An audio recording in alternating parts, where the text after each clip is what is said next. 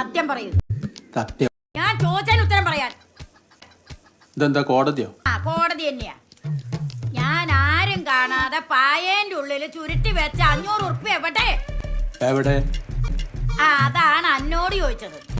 പൊന്നാർ ഉമ്മിക്കുട്ടിമ്മ, ഞാൻ എത്ര ദിവസമായി പായ കടന്നിട്ട്, പിന്നെ ഇൻക്കെങ്ങനെ അറിയാം?